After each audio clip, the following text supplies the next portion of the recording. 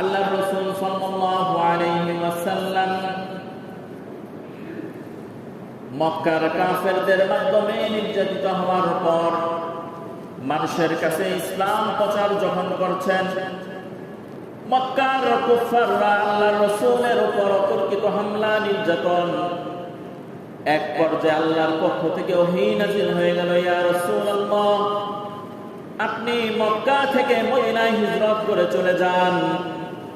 বরং মক্কায় ইসলাম প্রচার প্রসারের চাইতে আল্লাহ তাআলা জানলেন যে মদিনায় বেশি ইসলাম প্রচার হবে। যখন নির্যাতনের একেবারে শেষ সীমানায় আল্লাহর হুকুমে আল্লাহর রাসূল মদিনায় হিজরত করলেন। মদিনায় হিজরত করার পর আল্লাহর রাসূল ইবাদতের জন্য একটা ঘর নির্ধারণ করলেন, মসজিদ নির্মাণ করলেন। নির্মাণ করার পর আল্লাহর রাসূল একদিন সন্ধ্যাবেলায় বের হলেন। বের হওয়ার পর দেখলেন ইহুদিরা ইফতারির বিশাল এক আয়োজন করেছে। আল্লাহর রাসূল সাল্লাল্লাহু আলাইহি ওয়াসাল্লাম ইহুদিদেরকে জিজ্ঞেস করলেন, ও ইহুদিরা, আজকে তোমরা ইফতারির এত বড় আয়োজন করেছ, মনে হয় তোমরা রোজা রেখেছ? তখন ইহুদিরা বলে, হ্যাঁ, আজকে আমরা রোজা রেখেছি। এই বিষয়টা বুখারী শরীফের 1130 নম্বর হাদিস। আল্লাহ রাসূল সাল্লাল্লাহু আলাইহি ওয়াসাল্লাম বলেন, আন্না রাসূলুল্লাহ সাল্লাল্লাহু আলাইহি ওয়াসাল্লাম কদিমাল মদিনা, আল্লাহ রাসূল মদিনার দিকে রওনা হয়ে গেলেন, মদিনায় উপস্থিত হয়ে গেলেন। ফাওয়াজাদাল ইয়াহুদ, ইহুদিদেরকে পেলেন সিয়াম ইয়াউমি আশুরা, আশুরার দিন ইহুদিরা রোজা রাখছে। فقال لهم رسول الله صلى الله عليه وسلم ما به اليوم الذي تصومونه, আল্লাহ রাসূল জিজ্ঞেস করলেন, আজকে কোন দিন? আজকে কি তোমরা রোজা রেখেছো? فقالوا هذا يوم عظيم, ইহুদিরা বলল, আজকে হচ্ছে অত্যন্ত সম্মানিত একটা দিন। আনজাল্লাহু ফীহি মূসা ওয়া কওমাহু, এই দিন আল্লাহ তাআলা মূসা আলাইহিস সালাতু ওয়াস সালামকে এবং তার কওমকে অত্যাচারী বাদশা ফেরাউনের কঠিন নির্যাতন থেকে আজকে মুক্তি দিয়ে দিয়েছে। সুবহানাল্লাহ। ওয়া গররাকা ফিরআউন ওয়া কওমাহু, শুধুই মুক্তি দেয় নাই, বরং ফেরাউন আর তার দলবলকে আল্লাহ তাআলা নদীর মধ্যে এভাবে ডুবিয়ে দিয়েছে। ফাসামাহু মূসা শুকরান, মূসা আলাইহিস সালাতু ওয়াস সালাম আজকে এই দিনে নির্যাতিত জালেম বাদশা থেকে মুক্তি পেয়েছে। এই কারণে শুকরিয়া স্বরূপ মূসা আলাইহিস সালাতু ওয়াস সালাম রোজা রেখেছে। ফানাহনু নাসুমুনাহু, তখন তারা বলেন যে মূসা আলাইহিস সালাতু ওয়াস সালামের অনুসরণ হিসাবে আমরা, তার জাতি হিসাবে আমরা রোজা রাখছি। আল্লাহর রাসূল বলেন, ফানাহনু আহাক্কু বিমূসা মিনকুম, তোমরা মূসার অনুসারী যতটুকু বেশি, যার চাইতে 1000 গুণ বেশি অনুসারী হচ্ছে মূসার প্রতি আমরা, কেননা মূসা আমাদের ভাই। ইহুদিদের উপর যে আসমানি কিতাব নাজিল হয়েছে, ওই নাজিল হওয়ার পর আল্লাহর রাসূলের কাছে কোরআন নাজিল হওয়ার পর ওই ইহুদিদের ওই কিতাব বাতিল ঘোষণা করা হয়েছে। কিন্তু ধর্ম হিসাবে ইহুদিরা মূসা আলাইহিস সালাতু ওয়াস সালামের অনুসারী দাবি করে, প্রকৃত অনুসারী নয়। পৃথিবীর বুকে যত ইহুদি রয়েছে, তারা যদি প্রকৃত ইহুদিরই দাবি করে থাকে, তাহলে প্রতিটা ইহুদির এই মাত্র এখনই উচিত কালিমা পড়ে মুসলমান হয়ে যাওয়া। সুবহানাল্লাহ। এই কারণে, কারণ তাওরাত আর ইনজিল, তাওরাত মূসা আলাইহিস সালাতু ওয়াস সালামের উপর অবতীর্ণ হয়েছে। ওই তাওরাতটা কার কিতাব ছিল? আল্লাহর কিতাব। কার পক্ষ থেকে? আল্লাহর পক্ষ থেকে, নাকি সন্দেহ আছে? তো তাওরাত আল্লাহর পক্ষ থেকে নাজিল হয়েছে যে মূসা আলাইহিস সালাতু ওয়াস সালাম এবং তার কওম তাওরাত মেনে চলবে। অতঃপর যখন আল্লাহ কোরআন নাজিল করে দিয়েছেন, এই কোরআন কার পক্ষ থেকে? আল্লাহর পক্ষ থেকে। তো এই কোরআনই তো অবতীর্ণ হয়ে গেছে যে এই কোরআন পৃথিবীবাসীর জন্য এখন রহমত আর হেদায়েত। সুতরাং এই কোরআন ছাড়া পৃথিবীর বুকে যত ধর্ম আছে, বর্ণ আছে, যত বই আছে, কোনটা সংরক্ষিত না, একমাত্র সংরক্ষিত হচ্ছে কোরআনুল কারীম। কি সন্দেহ রয়েছে? হ্যাঁ, প্রায় বলি যে কোরআনুল কারীম হচ্ছে এমন এক চ্যালেঞ্জিং কিতাব, দিন যত যাবে তত কোরআনের উদ্ঘাটন মানুষের সামনে উপস্থিত হবে। মনে হবে যে আজকে এটার ব্যাখ্যা নাজিল হয়েছে, আজকে মনে হয় এটা নাজিল হয়েছে, কিন্তু আজকে তো নাজিল হয় না, এটা 1000 বছর আগে নাজিল হয়েছে। বর্তমান বিজ্ঞান কোরআন নিয়ে গবেষণা করে, পৃথিবীর বুকে যত গবেষণালব্ধ জিনিস রয়েছে এর প্রায় 30% গবেষণা কোরআন থেকে বিজ্ঞানীরা বের করে আমাদের উপকারের জন্য এখন বাজারে ছেড়ে দিয়েছে। সুবহানাল্লাহ। সূরা ফিল আমরা জানি না, এই সূরাতুল ফিলের আলোচনার মধ্যে, আলোচনা তো মুখ্য উদ্দেশ্য না, সূরা ফিলের একটা আলোচনা আছে, ওয়া আরসালা আলাইহিম তায়রান আবাবিল। আল্লাহ পাখি পাঠিয়েছেন, আবাবিল হস্তি বাহিনীর উপর কঙ্কর নিক্ষেপ করেছে। পৃথিবীর বিজ্ঞান রাসূলের জামানার পর থেকে নিয়ে তারা আবিষ্কার করেছে যে যুদ্ধের ক্ষেত্রে প্রতিপক্ষকে ঘায়েল করার জন্য সমতল ভূমির আক্রমণের চাইতে উপরের আক্রমণ বেশি কার্যকর। এই কারণেই তো মিসাইল আর বিভিন্ন ধরনের বোমের আবিষ্কার হয়ে গেছে, যে এখন উপরের থেকে মারলে বেশি কি হয়, কাজ হয়, ক্ষতির সম্ভাবনা কি খুবই কম। কারণ পদাতিক বাহিনী যারা রয়েছে যখন মুখামুখি হয়ে যায় তখন উভয় দলের ক্ষতির আশঙ্কা অনেক কি বেশি, আর উপর থেকে আক্রমণ করলে এক পক্ষই ক্ষতির আশঙ্কা বেশি, আরেক পক্ষ সেফ বেশি। তবে আবিষ্কার তো আবিষ্কার, ওই যারা উপরে থাইকা আবিষ্কার করে ফেলেছে ওদেরকে আবার ধ্বংস করার জন্য নতুন করে আবার ড্রোনেরও কি হয়ে গেছে, আবিষ্কার হয়ে গেছে। আবিষ্কারের উপর আবিষ্কার হবে, কোরআনের উপর রিচার্জ হবে, কিন্তু কোরআন পুরাতন হবে না। কোরআন রাসূলের জামানায় যেমন নতুনত্ব ছিল, এত বছর পর আজকে যদি কোরআন কেউ পড়ে, কোরআন নিয়ে গবেষণা করে, আজকে মানুষের জন্য এই কোরআন হেদায়েতের কারণ হয়ে যাবে। কিয়ামতের আগ মুহূর্ত পর্যন্ত পৃথিবী যতই আপডেট হোক, কেউ যদি কোরআনের স্পর্শ এসে যায়, ইনশাআল্লাহ হেদায়েত তাকে অবশ্যই গ্রহণ দিবে, হেদায়েত সে পেয়ে যাবে যদি কোরআনের স্পর্শ এসে যায়।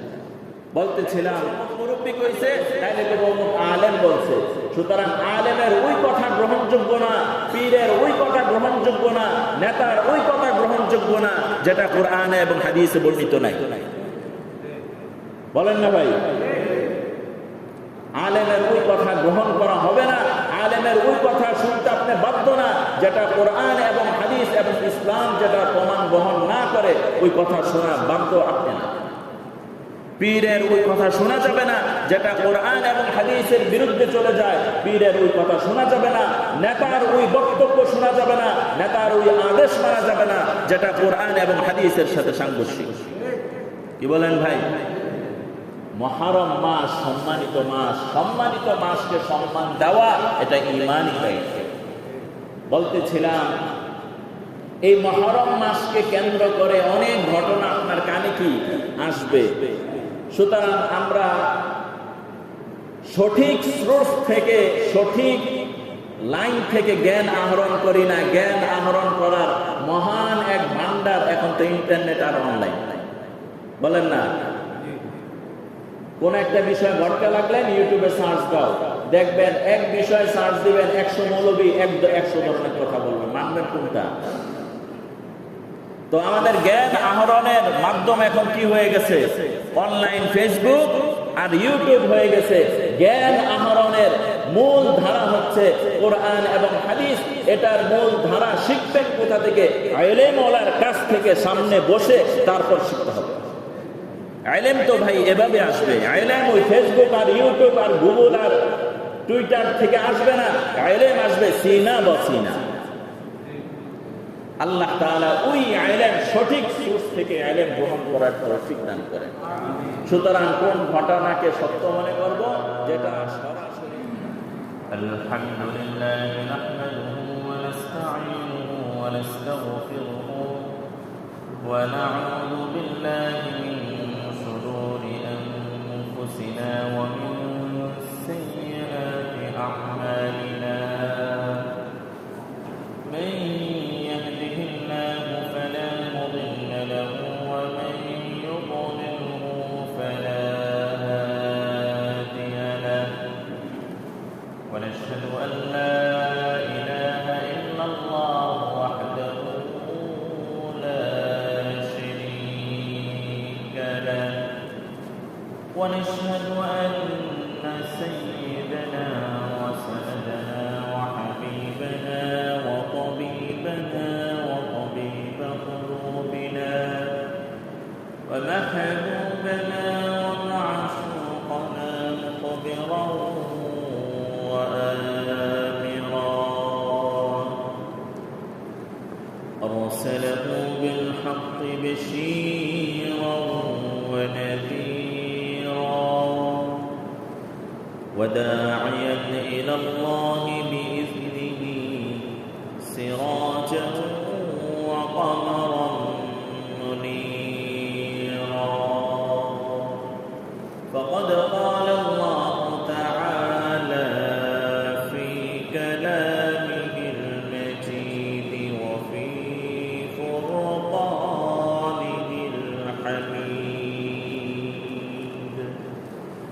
أعوذ بالله من الشيطان الرجيم.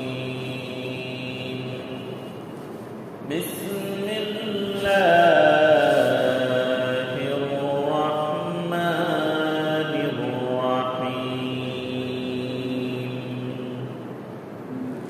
قل هل ننبئكم بالأخسرين أعمالا الذين ضل سعيهم في الحياة الدنيا وهم يحسبون أنهم يحسنون صنعا. وقال النبي صلى الله عليه وسلم: أفضل الصيام بعد رمضان شهر الله المحرم.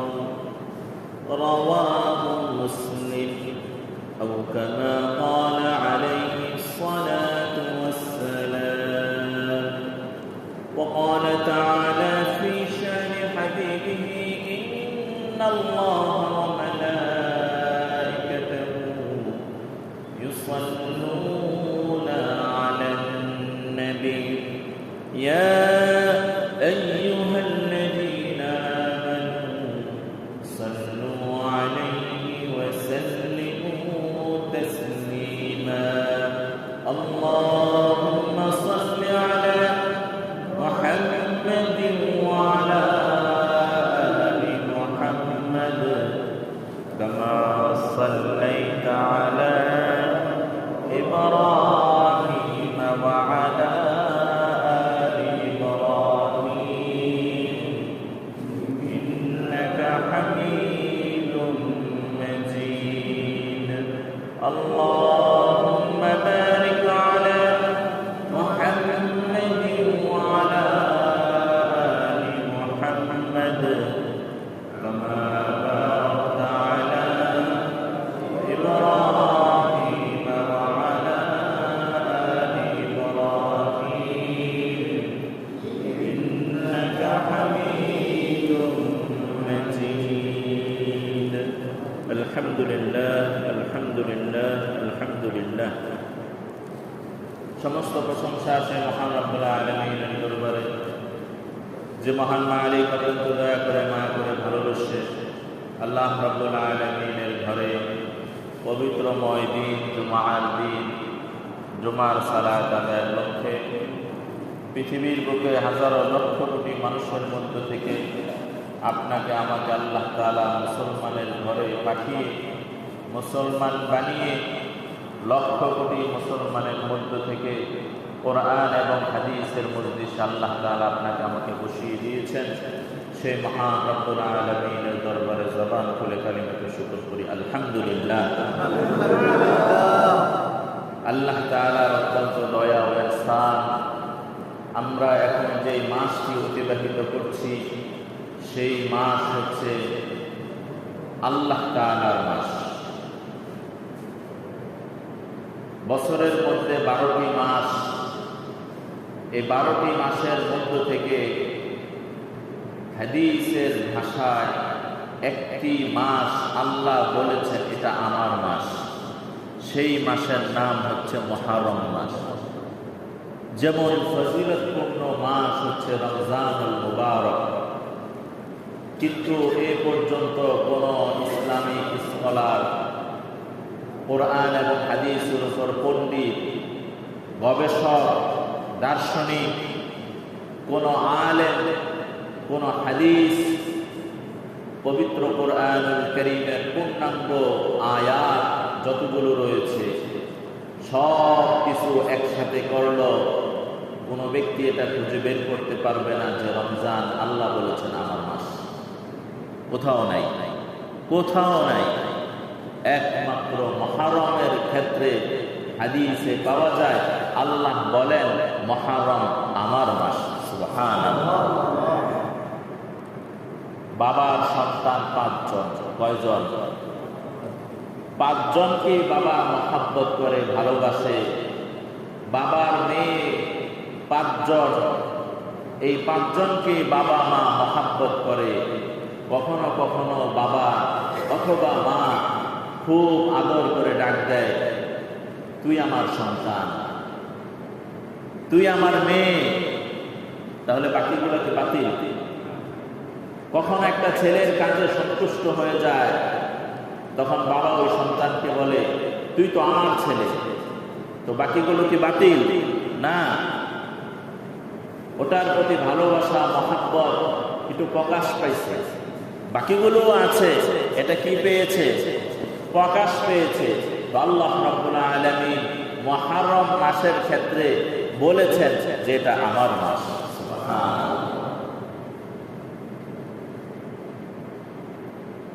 সূরাতুত তাওবার 36 নম্বর আয়াতের মধ্যে এবং পবিত্র কোরআনুল কারীমের 10 নম্বর পারার 11 নম্বর পৃষ্ঠা সূরাতুত তাওবার 36 নম্বর আয়াতে আল্লাহ রাব্বুল আলামিন আসমান জমিন সৃষ্টি করার পূর্বেই পুরা বছরের মধ্যে 12টি মাস নির্ধারণ করেছে।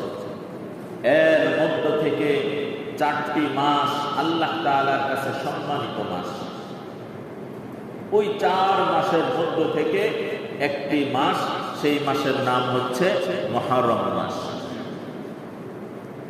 যেহেতু আলোচনার সময় তো দীর্ঘ সময় না, অল্প সময়, অল্প সময়ের মধ্যে বড় বিষয় আলোচনা করার জন্য দীর্ঘ সময়ের প্রয়োজন। এ কারণে অল্প সময়ের মধ্যে দীর্ঘ আলোচনাকে শর্ট করে যখন বলা হবে, তখন যদি মনোযোগ না থাকে অনেক কিছুই ছুটে যাবে। এ কারণে এই অল্প পরিসরের মধ্যে আমরা মুহররমের আলোচনা এই জুমায় আমরা শেষ করব। আজকে আলোচ্য বিষয় থাকবে মুহররম মাসের ফজিলত, তাৎপর্য এবং আশুরা সম্পর্কে। সাথে সাথে আলোচনার শেষে থাকবে কারবালার ইতিহাস। মুহররম বলতে অনেকেই আমাদের মাথায় এসে পড়ে যে কারবালা, তো এটার সঠিক একটা সমাধানও দেওয়ার চেষ্টা করব। ওমা তৌফিকি ইল্লা বিল্লাহ। আল্লাহ রাব্বুল আলামিন পবিত্র কোরআনুল কারীমের সূরাতুত তাওবার 36 নম্বর আয়াতের মধ্যে আল্লাহ বলেন, ইন্না ইদ্দাতাশ শুহুরি ইনদাল্লাহি 12 শাহরান ফি কিতাবিল্লাহি ইয়াওমা খালাকাস সামাওয়াতি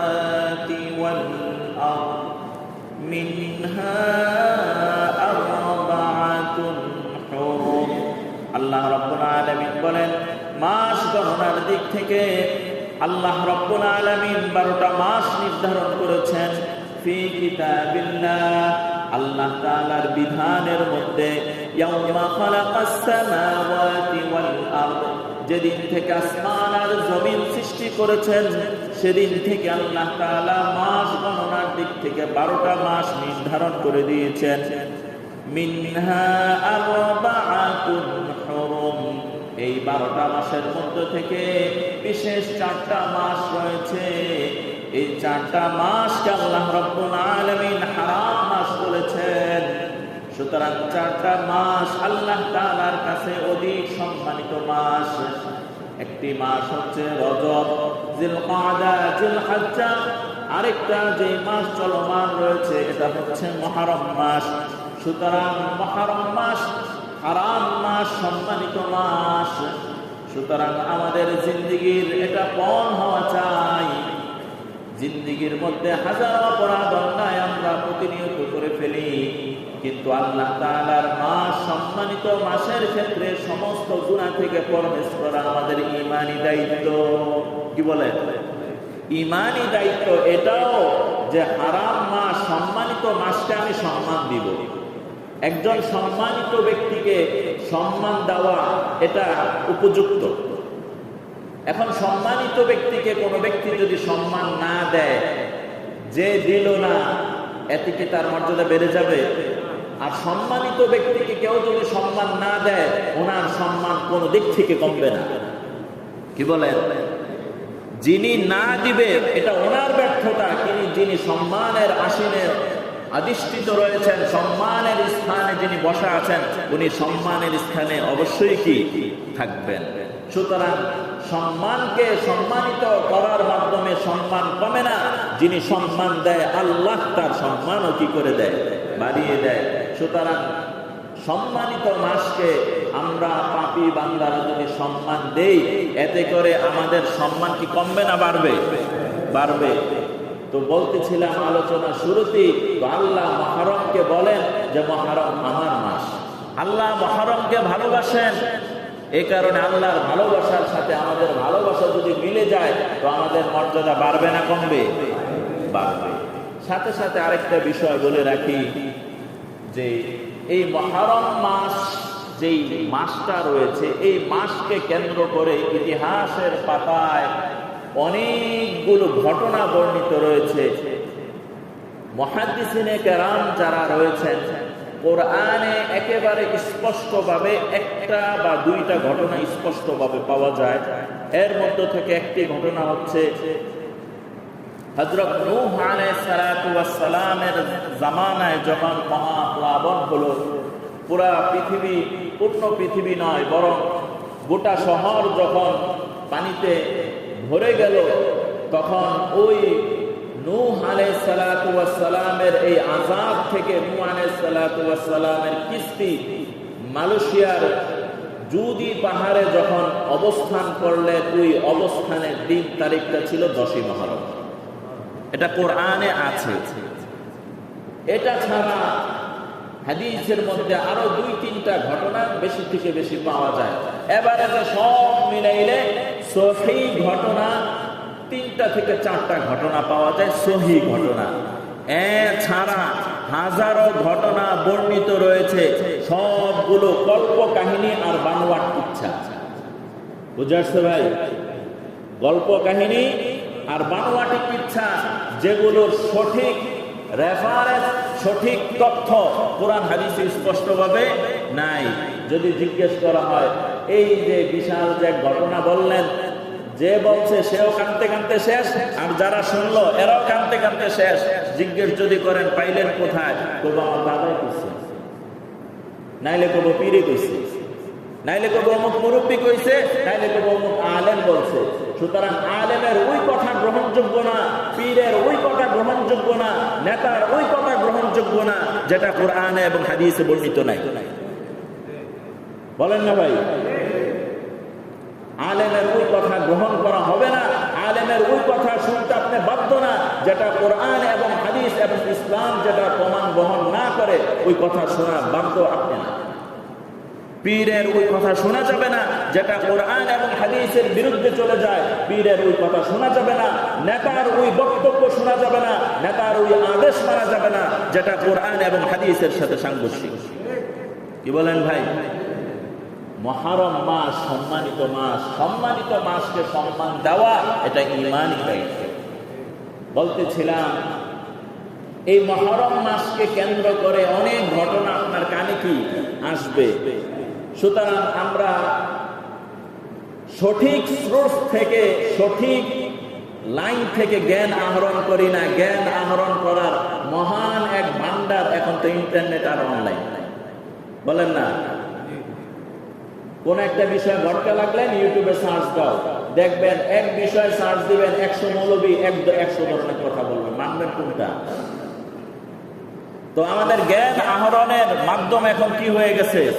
অনলাইন, ফেসবুক আর ইউটিউব হয়ে গেছে। জ্ঞান আহরণের মূল ধারা হচ্ছে কোরআন এবং হাদিস। এটার মূল ধারা শিখবেন কোথা থেকে? আলেম ওলার কাছ থেকে সামনে বসে তারপর শিখতে হবে। আলেম তো ভাই এভাবে আসবে, আলেম ওই ফেসবুক আর ইউটিউব আর গুগল আর টুইটার থেকে আসবে না। আলেম আসবে সিনা বসিনা। আল্লাহ তাআলা ওই আলেম সঠিক সোর্স থেকে আলেম গ্রহণ করার তৌফিক দান করেন। সুতরাং কোন ঘটনাকে সত্য মনে করব? যেটা সরাসরি কোরআন এবং হাদিস থেকে পাওয়া যায়। ঠিক আছে ভাই? সুতরাং আমি তো বলেছি যে আলোচনা কিন্তু এই জুমায় কি শেষ, তো জুমার পর আরো তো মাসের অনেক দিন বাকি। আজকে সম্ভবত মুহররমের 5 তারিখ, আরো কয়দিন আনুমানিক বাকি আছে? 25 দিন। 25 দিনে তো অনেক কিচ্ছা কাহিনী কি ঘটে যাবে। কিন্তু ঈমান আর আকীদা কি রাখতে হবে ভাই? ঠিক রাখতে হবে। আল্লাহ তাআলা আমাদেরকে সে তৌফিক দান করেন। বলতেছিলাম হাদিসের মধ্যে পাওয়া যায় যে এই মুহররম মাস আল্লাহ তাআলার কাছে পছন্দের মাস।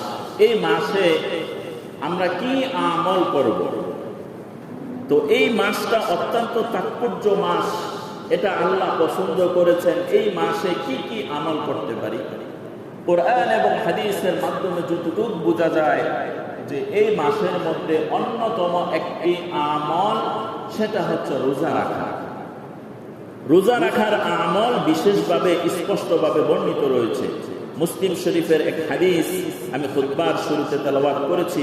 আল্লাহ রাসূল সাল্লাল্লাহু আলাইহি ওয়াসাল্লাম বলেন, আফযালুস সিয়াম বা'দা রমাযান শাহরুল্লাহিল মুহররম। আফযালুস সিয়াম, রোজা রাখা উত্তম, রোজা রাখা উত্তম। বা'দা রমাযান, রমজানের পর, রমজানের পর রোজা রাখা অধিক উত্তম। কোন মাস? শাহরুল্লাহিল মুহররম, আল্লাহ তাআলার কাছে সম্মানিত মাস সমূহের মধ্য থেকে মুহররম মাস। তাহলে মুহররম মাসে রোজা রাখা রমজানের পর সবচেয়ে বেশি ফজিলতপূর্ণ। এবং আল্লাহ রাসূল মুহররম মাসে কি রাখতেন? রোজা বেশি রাখতেন। আমি কি 10 তারিখ বলছি? খেয়াল করতেছেন? কোন তারিখ বলেছি না? মাস। মাস কি 1 তারিখ, 1 দিন বা 2 দিন? না, বিশাল একটা দিন। দীর্ঘ একটা সময় অতিবাহিত হলে পরে কি হয়? মাস হয়। আরবি মাসের গণনা 28, 29, 30 এরকম হয়, তাই না? 31 হয় না। তো বলতেছিলাম মাস। বাচ্চারা দুষ্টামি করো না, ডিস্টার্ব হয়। দূরে সরায় দেন, দূরে সরায় দেন।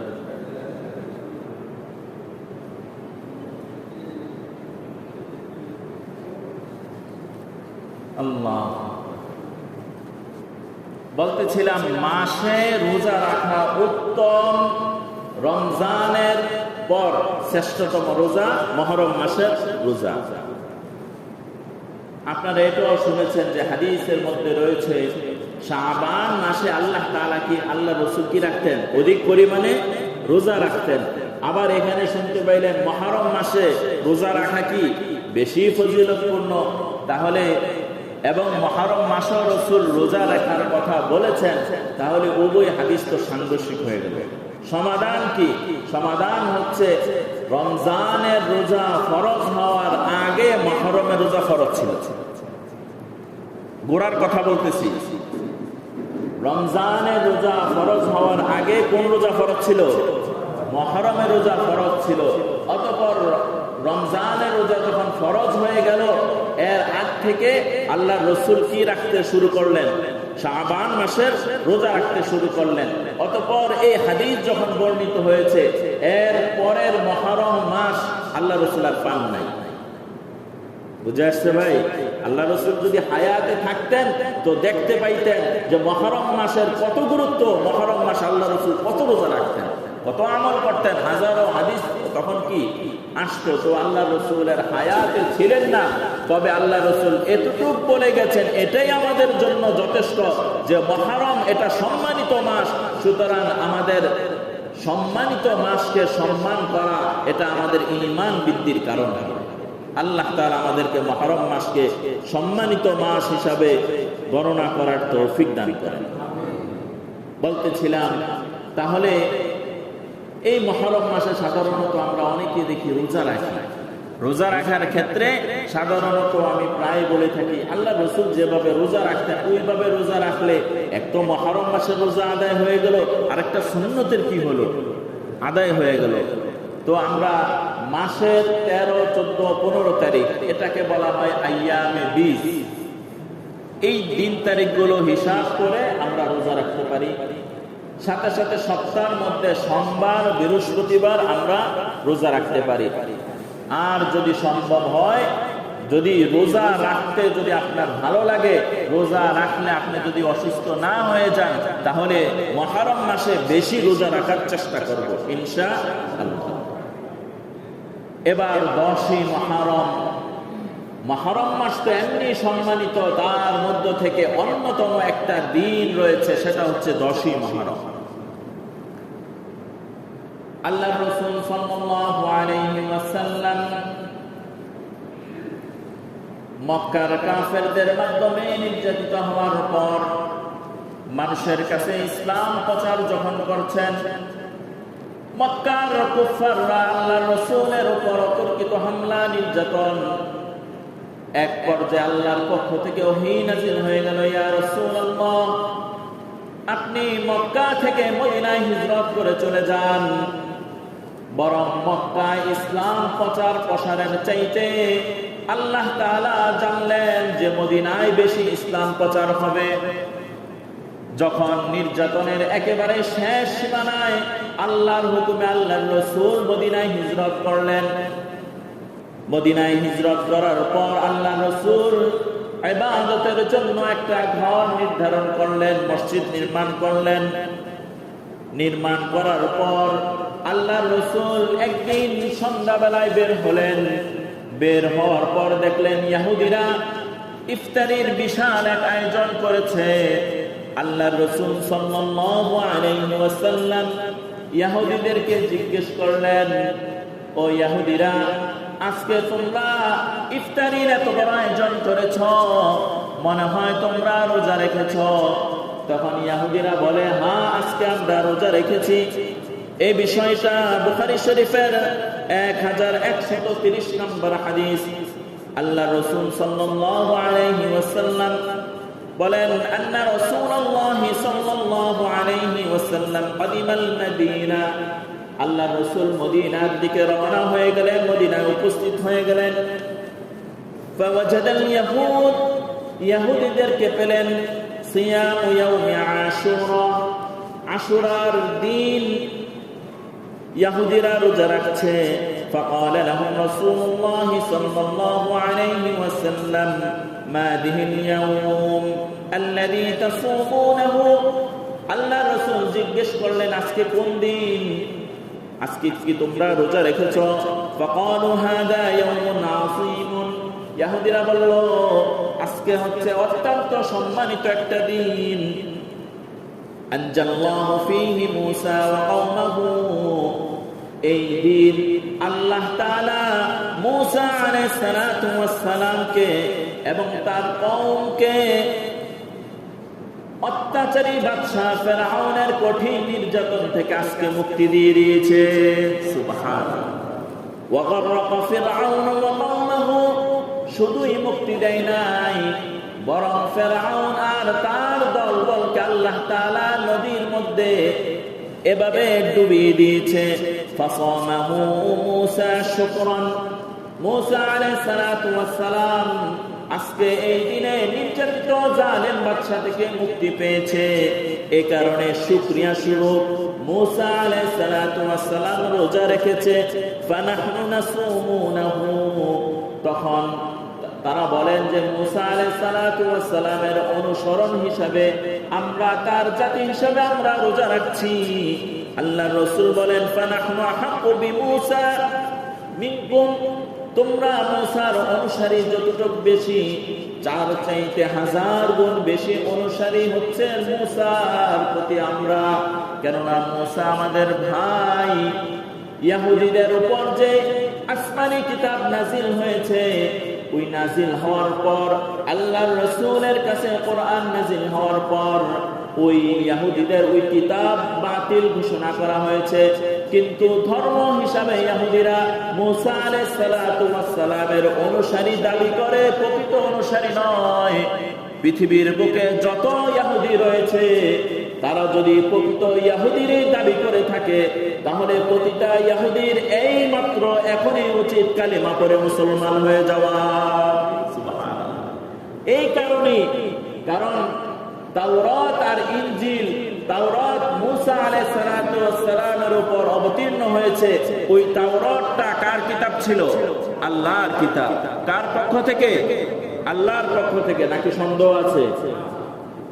তো তাওরাত আল্লাহর পক্ষ থেকে নাজিল হয়েছে যে মূসা আলাইহিস সালাতু ওয়াস সালাম এবং তার কওম তাওরাত মেনে চলবে। অতঃপর যখন আল্লাহ কোরআন নাজিল করে দিয়েছেন, এই কোরআন কার পক্ষ থেকে? আল্লাহর পক্ষ থেকে। তো এই কোরআনই তো অবতীর্ণ হয়ে গেছে যে এই কোরআন পৃথিবীবাসীর জন্য এখন রহমত আর হেদায়েত। সুতরাং এই কোরআন ছাড়া পৃথিবীর বুকে যত ধর্ম আছে, বর্ণ আছে, যত বই আছে, কোনটা সংরক্ষিত না, একমাত্র সংরক্ষিত হচ্ছে কোরআনুল কারীম। কি সন্দেহ রয়েছে? হ্যাঁ, প্রায় বলি যে কোরআনুল কারীম হচ্ছে এমন এক চ্যালেঞ্জিং কিতাব, দিন যত যাবে তত কোরআনের উদ্ঘাটন মানুষের সামনে উপস্থিত হবে।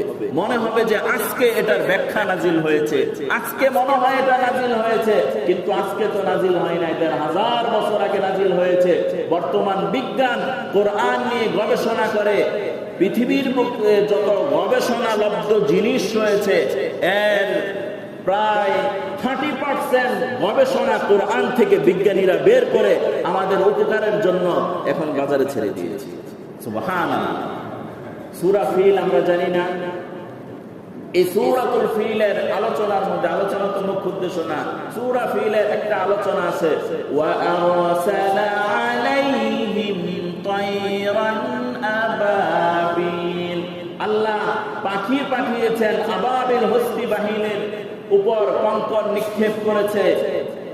পৃথিবীর বিজ্ঞান রাসূলের জামানার পর থেকে নিয়ে তারা আবিষ্কার করেছে যে যুদ্ধের ক্ষেত্রে প্রতিপক্ষকে ঘায়েল করার জন্য সমতল ভূমির আক্রমণের চাইতে উপরের আক্রমণ বেশি কার্যকর। এই কারণেই তো মিসাইল আর বিভিন্ন ধরনের বোমের আবিষ্কার হয়ে গেছে, যে এখন উপরের থেকে মারলে বেশি কি হয়, কাজ হয়, ক্ষতির সম্ভাবনা কি খুবই কম। কারণ পদাতিক বাহিনী যারা রয়েছে যখন মুখামুখি হয়ে যায় তখন উভয় দলের ক্ষতির আশঙ্কা অনেক কি বেশি, আর উপর থেকে আক্রমণ করলে এক পক্ষই ক্ষতির আশঙ্কা বেশি, আরেক পক্ষ সেফ বেশি। তবে আবিষ্কার তো আবিষ্কার, ওই যারা উপরে থাইকা আবিষ্কার করে ফেলেছে ওদেরকে আবার ধ্বংস করার জন্য নতুন করে আবার ড্রোনেরও কি হয়ে গেছে, আবিষ্কার হয়ে গেছে। আবিষ্কারের উপর আবিষ্কার হবে, কোরআনের উপর রিচার্জ হবে, কিন্তু কোরআন পুরাতন হবে না। কোরআন রাসূলের জামানায় যেমন নতুনত্ব ছিল, এত বছর পর আজকে যদি কোরআন কেউ পড়ে, কোরআন নিয়ে গবেষণা করে, আজকে মানুষের জন্য এই কোরআন হেদায়েতের কারণ হয়ে যাবে। কিয়ামতের আগ মুহূর্ত পর্যন্ত পৃথিবী যতই আপডেট হোক, কেউ যদি কোরআনের স্পর্শ এসে যায়, ইনশাআল্লাহ হেদায়েত তাকে অবশ্যই গ্রহণ দিবে, হেদায়েত সে পেয়ে যাবে যদি কোরআনের স্পর্শ এসে যায়। বলতেছিলাম, আল্লাহ রাসূল সাল্লাল্লাহু আলাইহি ওয়াসাল্লাম বলেন যে আমার ভাই মুসার অনুসারী আমরা বেশি, সুতরাং আমরাও কি রাখবো? রোজা রাখবো। অতঃপর আল্লাহ রাসূল সাল্লাল্লাহু আলাইহি ওয়াসাল্লাম বলেন ওয়া আমারা বিসিয়ামিহি, আল্লাহ রাসূল রোজা রাখলেন এবং সাহাবাদেরকে রোজা রাখার আদেশ করলেন। অন্য এক হাদিসের মধ্যে রয়েছে আল্লাহ রাসূল বলেন আগামী বছর যদি আমি বেঁচে থাকি, তাহলে এই রোজার সাথে আমি আরেকটা রোজা বৃদ্ধি করে রাখবো। কি রাখবো? আরেকটা রোজা বৃদ্ধি করে রাখবো। ওই আরেকটা রোজা যে বৃদ্ধি করব, তাহলে আল্লাহ রাসূলের মুসনাদে আহমদের 3213 নম্বর এক হাদিস, আল্লাহ রাসূল বলেন সুমু ইয়াউমি আশুরা ওয়া খালাফু ফীহি আল-ইয়াহুদ ওয়া সুমু ক্বাবলাহু ইয়াওমান আও বা'দাহু, যে তোমরা রোজা রাখো, আশুরার দিন রোজা রাখো এবং ইহুদিদের বিরোধিতা করো, ইবাদতের ক্ষেত্রে ইহুদিদের বিরোধিতা করো, আগে অথবা পরে, অর্থাৎ 10ই মুহররমের আগে অথবা পরে। যদি দুইটা রাখো, ইহুদিরা একটা রাখে, আমরা কয়টা রাখবো? দুইটা রাখবো। তাহলে অন্য এক হাদিসের মধ্যে পাওয়া যায় আল্লাহ রাসূল যে বললেন যে আমি যদি আগামী বছর বেঁচে থাকি, তাহলে আমি মুহররমের রোজার সাথে আরেকটা রোজা বৃদ্ধি করব। ওই আরেকটা রোজা যে বৃদ্ধি করব, এটা কোন দিন? হাদিসের মধ্যে রয়েছে ইয়াউমুত তাসিয়া, নবম দিন। কোন দিন? তাহলে 10 তারিখ তো 10 তারিখ আমরা জানলাম, 10 তারিখের আগে কত তারিখ? আর 10 তারিখের পরে কত তারিখ? 11 তারিখ। তাহলে কোন ব্যক্তি যদি 10 মুহররম রোজা রাখে, আগে পরে মিলাবে হাদিস অনুযায়ী, তাহলে কেউ যদি 10 তারিখ এবং 11 তারিখ রোজা রাখে, দুইটা যথেষ্ট। কোন ব্যক্তি যদি 11, 9 এবং 10 রোজা রাখে, তাহলেও যথেষ্ট। কিন্তু রাসূলের আদেশ অনুযায়ী উত্তম হবে 9 এবং 10। তাহলে 9, 10 রোজা রাখার চেষ্টা করব ইনশাআল্লাহ। এবার রোজা কেন রাখবো? মুসলিম শরীফের 368 নম্বর হাদিস, আল্লাহ রাসূল বলেন সিয়ামু ইয়াউমি আশুরা আহতাসিবু আলা আল্লাহি আন ইউকাফিরা আস-সানাতা আল্লাতী ক্বাবলাহু ওয়া সানাতা আল্লাতী বা'দা। আল্লাহ রাসূল বলেন আশুরার দিন রোজা রাখা আমি আল্লাহ তাআলার কাছে আশা রাখি আন ইউকাফিরা আস-সানাতা আল্লাতী ক্বাবলাহু ওয়া বা'দা।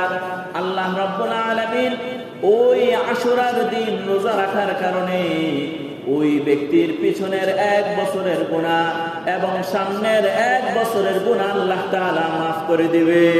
সুবহানাল্লাহ। কেন রোজা রাখবো বুঝাচ্ছে ভাই?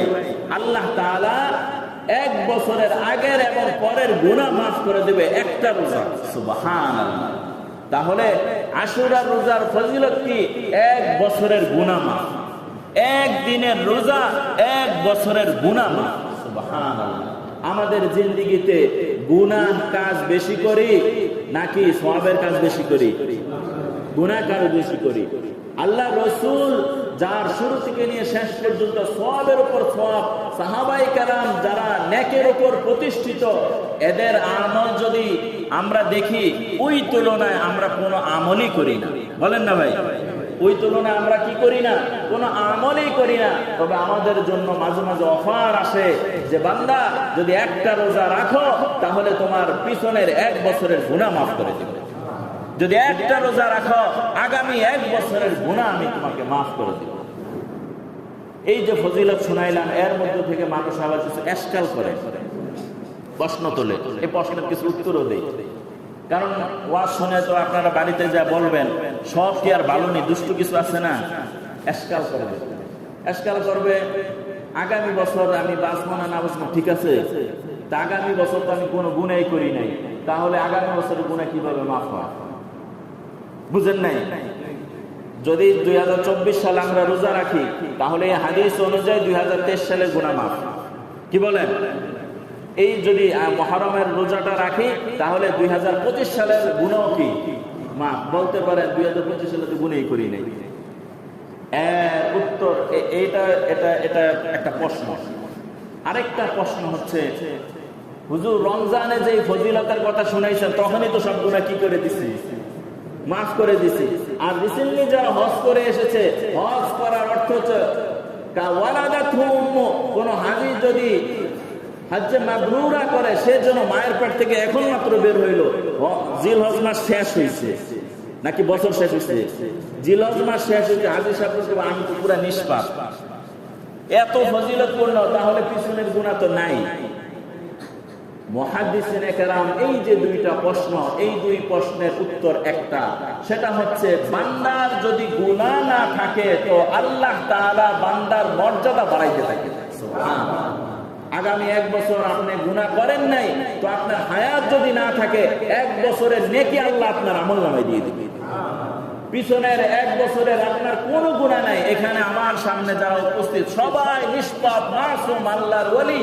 বলতে পারেন হুজুর আমরা রোজা না রাখলেও চলবো, সব গুনাহ আমি কি করে এনেছি, তওবা করে আমি এত নেককার পরহেজগার, আমার কোনো গুনাহ নাই। তাহলে আল্লাহ তাআলার এই হাদিস অনুযায়ী মুহাদ্দিসিনে কেরাম বলেন যার কোনো গুনাহ নাই তার নেক আমলের কারণে আল্লাহ ওই বান্দার মর্যাদা জান্নাতের মধ্যে বাড়ায় দেয়। এ কারণে রোজা রাখার দরকার আছে কিনা? আল্লাহ তাআলা আমাদেরকে রোজা রাখার তৌফিক দান করেন।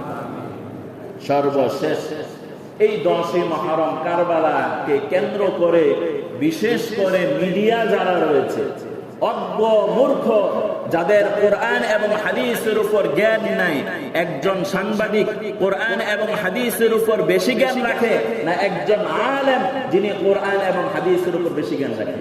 বলেন না ভাই, একজন আলেম। সুতরাং আপনি 10ই মুহররম যখন আসবে তখন দেখবেন ইলেকট্রিক মিডিয়া, প্রিন্ট মিডিয়া এত ধরনের ফজিলত, এত ধরনের কিচ্ছা কাহিনী আর সব কিছুর ফজিলতকে ওই কারবালার মধ্যে কি দিছে, ঢুকাইয়া দিছে। আর সাধারণ মানুষ আমরা কারবালাকে বিশাল করে দেখতেছি। এই যে আমি কোরআনের আয়াত আর হাদিসগুলো পড়লাম, নিরপেক্ষভাবে একটা কথা মনোযোগের সাথে শুনেন যেন বিভ্রান্তের মধ্যে না থাকে। আমি যে সূরাতুত তাওবার 36 নম্বর আয়াত তেলাওয়াত করেছি, এই আয়াতটা মনে আছে তো? সূরার নাম কি? সূরা তাওবা, আয়াত নাম্বার 36। এবং অসংখ্য হাদিস পড়েছি। 10ই মুহররম হযরত হুসাইন রাদিয়াল্লাহু তাআলা আনহু কারবালার ময়দানে নৃশংসভাবে জালেমের মাধ্যমে জুলুমের শিকার হয়েছে, নির্যাতনের শিকার হয়েছে। আমাদের কলিজা ফেটে যায় যে রাসূলের নাতির উপর এত বড় নির্যাতন করা হয়েছে। যারা এই ধরনের হত্যাকাণ্ডের মধ্যে জড়িত ছিল আল্লাহ তাআলা এদের উপর গজব নাজিল করেন, এই দোয়া আমরা করতে পারি। কি বলেন? রাসূলের নাতির উপর অত্যাচার, রাসূলের নাতির সম্মানহানি, এটা তো আমাদের দিল কি করে? ব্যথিত করে। সাথে সাথে এই বিষয়টা জানা রাখা দরকার। 10ই মুহররমের হুসাইন রাদিয়াল্লাহু তাআলা আনহু কারবালার ময়দানের নিহতের হত্যাকাণ্ডের ঘটনা সূরাতুত তাওবার নাজিল হওয়ার আগে না পরে? বলেন না, একটু পরে না অনেক পরে? অনেক পরে। হুসাইন রাদিয়াল্লাহু তাআলা আনহুর শহীদ শাহাদাত কি আগে না কোরআন নাজিল আগে? কোরআন নাজিল আগে। রাসূল যে মুহররমের এতগুলো ফজিলতের কথা বললেন, এগুলো কি হুসাইন রাদিয়াল্লাহু তাআলা আনহুর ইন্তেকালের আগে না পরে? আগে। সুতরাং 10ই মুহররম এটা সম্মানিত দিন, মুহররম মাস এটা সম্মানিত দিন। হুসাইন রাদিয়াল্লাহু তাআলা আনহু কারবালার ময়দানে নিহত হওয়ার কারণে, হুসাইন রাদিয়াল্লাহু তাআলা আনহুর শাহাদাতের কারণে 10ই মুহররমের মর্যাদা বাড়ে নাই, বরং 10ই মুহররম হুসাইন রাদিয়াল্লাহু তাআলা আনহু শহীদ হওয়ার কারণে হুসাইন রাদিয়াল্লাহু তাআলা আনহুর শাহাদাতের মর্যাদা বেড়ে গেছে। বুঝাচ্ছে ভাই? হুসাইন রাদিয়াল্লাহু তাআলা 10ই মুহররম নিহত হওয়ার কারণে মুহররম মাস সম্মানিত হয়ে যায়। মুহররম মাস আগে থেকে কি সম্মানিত? 10ই মুহররম হুসাইন রাদিয়াল্লাহু তাআলা ইন্তেকাল হওয়ার কারণে 10ই মুহররম সম্মানিত না আগে থেকেই সম্মানিত? আগে থেকেই সম্মানিত। এই বিষয়টা আমাদের মাথায় স্পষ্টভাবে থাকা চাই। কথার কথা, 15ই আগস্ট বঙ্গবন্ধু শেখ মুজিবুর রহমানের ইন্তেকাল, তাই না? এটা প্রসিদ্ধ। ওই একই দিনে যদি আরেকজন ব্যক্তি ইন্তেকাল করে অনেক বছর পরে, এতে করে কি বঙ্গবন্ধুর ওই নিহত হওয়ার ঘটনা কি চাপা পড়ে যাবে না ওটা আগে ওটাই কি থাকবে? ওটার অবস্থান ওটা কি থাকবে? ঠিক থাকবে। বেশি থেকে বেশি এটা মনে আসবে যে এই দিনে একজন মহান নেতার ইন্তেকাল হয়েছে, তাই না ভাই? ঠিক তেমনই ভাবে হুসাইন রাদিয়াল্লাহু তাআলা 10ই মুহররম শহীদ হওয়ার কারণে মুহররম মাসের মর্যাদাও বাড়ে নাই, 10ই মুহররমের মর্যাদা বাড়ে নাই, বরং হুসাইন রাদিয়াল্লাহু তাআলা মুহররম মাসে ইন্তেকাল হওয়ার কারণে, শহীদ হওয়ার কারণে এটা বিশ্ববাসীর কাছে স্মরণীয় হয়ে গেছে। কি বলেন? 10ই মুহররম কারবালার প্রান্তরে নির্মমভাবে নিহত হয়েছেন, শহীদ হয়েছেন। এই যে 10ই মুহররম হুসাইন রাদিয়াল্লাহু তাআলা শহীদ হওয়ার ঘটনাটা আমাদেরকে স্মরণ করিয়ে দেয়। এতে করে হুসাইন রাদিয়াল্লাহু তাআলা শাহাদাতের মর্যাদা বাড়ছে, আমাদের স্মরণে সবসময় থাকে। কি বলেন? যেমন কথার কথা, আগামী সপ্তাহে আপনার 10ই মুহররম কত তারিখ হবে? আনুমানিক বুধবার। আমি একটা হিসাব করেছি, বুধবার। বুধবার যদি হয় তাহলে যদি আমরা রোজা রাখি, কিভাবে রাখবো? মঙ্গলবার বুধবার এভাবে রোজা রাখবো। তাহলে 10ই মুহররম যদি আল্লাহ আমাদেরকে তৌফিক দেন রোজা রাখি, তখন কিন্তু আমাদের স্মরণে আসবে, আহারে আজকে আমরা রোজা রাখলাম, এই দিনে তো রাসূলের কলিজার টুকরা নাতিকে কারবালার প্রান্তে নিহত করা হয়েছে। আমাদের মনে আসবে না? কি বলেন? এতে করে হুসাইন রাদিয়াল্লাহু তাআলা আনহুর প্রতি আমাদের ভালোবাসা মুহাম্মদ বাড়বে না কমবে? বাড়বে। কিন্তু কিছু মানুষ ইসলামের অপব্যাখ্যা করে হুসাইন রাদিয়াল্লাহু তাআলা আনহুর সম্মান বাড়াইতে যায় এমন ভাবে গান, তবলা আর বাজনার মাধ্যমে। এতে করে হুসাইন রাদিয়াল্লাহু তাআলা আনহুর সম্মান বাড়ে না, বরং সম্মান কমবে। ওই 10ই মুহররম দেখবেন আপনারা তাজিয়া বের করবে, আছে কি না? হ্যাঁ, আবার ওই যে কি যেন ওই নিজের শরীর কাটে, নাউজুবিল্লাহ বলেন, এটা সম্ভব? আপনার ছেলের হাতটা যদি কেউ কেটে দেয়, কোন বাবা এটা সহ্য করবে? ইসলাম এটা নিষেধ আছে। তাহলে সেখানে আয়োজন করে তার শরীর ক্ষত বিক্ষত করার মানে কি? আল্লাহ রসুলের ইন্তেকালের পর পৃথিবীর শ্রেষ্ঠ মানব আল্লাহ রসুল সাল্লাল্লাহু আলাইহি ওয়াসাল্লাম, না কোনো সন্দেহ আছে? আল্লাহ রসুলের ইন্তেকালের পর এখন পর্যন্ত পৃথিবীর ইতিহাসে কোন সাহাবী তার শরীর ক্ষত বিক্ষত করেছে, তাজিয়া বের করেছে, শোক আর মাতম করেছে?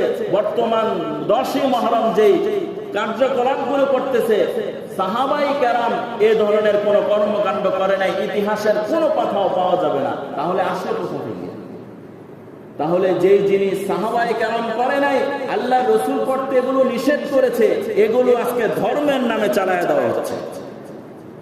আল্লাহ তাআলা এই অধর্ম থেকে আমাদেরকে হেফাজত করেন। আল্লাহ তাআলা সহিটা বুঝে সহিভাবে আমল করার তৌফিক দান করেন। সর্বশেষ আপনাদেরকে একটা দাওয়াত দিচ্ছি, নদী পথে আলোচনা শেষ। নদী পথে বর্ষা মৌসুমে বিকট শব্দ, আওয়াজ, গান বাজনা হচ্ছে। প্রতি বছরই হয়। গত বছর আলহামদুলিল্লাহ আপনাদের সকলের সহযোগিতা, মৌন সমর্থনের মাধ্যমে কিছু মানুষ চেষ্টার পরিশ্রমে কিছুটা বন্ধ করতে আমরা সক্ষম হয়েছি। এই নদী পথে গান বাজনা, এতে করে বিশেষ করে আমরা যতটুকু ক্ষতিগ্রস্ত হই তার চাইতে বেশি নদী কেন্দ্রিক যে সমস্ত মসজিদ, মাদ্রাসা, শিক্ষা প্রতিষ্ঠান আছে এদের বেশি ক্ষতি হয়। আমার কাছে সবচেয়ে বেশি মনে হয় যে তল্লা মাদ্রাসা একেবারে নদীর ঘাসে, স্কুলেরটা ধরেন একটু রুখসত দিলাম, এগো গান বাজনা কিছুটা কি আছে সংস্কৃতির মধ্যে পড়ে, কিন্তু মাদ্রাসার মধ্যে তো গান বাজনার কোনো প্রশ্নই আসে না। 24 ঘন্টা ভুক্তভোগী যে সমস্ত তলবে এলে কোরআনে হাফেজরা সেখানে থাকে। তাহলে এই খারাপই বন্ধ করার পিছনে আমরা সকলে ঐক্যমত পোষণ করতে পারি কিনা ইনশাআল্লাহ? তাহলে আগামীকাল সকাল 9টায় আশ্রয় কেন্দ্রে একটা সভা, মত বিনিময় সভা হবে। এলাকার সমাজের যারা রয়েছেন সবাই সম্মানিত ব্যক্তি, সবাই সেখানে থাকার চেষ্টা করবেন। হয়তোবা সবাই করবে না, আপনি যদি মৌন সমর্থ দেন, এটাও ইসলামের জন্য একটা মাইল ফলক হবে। আল্লাহ রাব্বুল আলামিন দ্বীনি কাজে যেখানেই হোক, যে অবস্থায় হোক, যদি কোরআন এবং হাদিস ভিত্তিক হয়, আমি ওই দ্বীনি কাজে অংশগ্রহণ করব ইনশাআল্লাহ। আল্লাহ তাআলা আমাদেরকে সেই পর্যন্ত ভালো রাখুক, আল্লাহ তাআলা আমাদেরকে সুস্থতা দান করুক। আমিন। ওয়া আখির দাওয়ানা আলহামদুলিল্লাহ।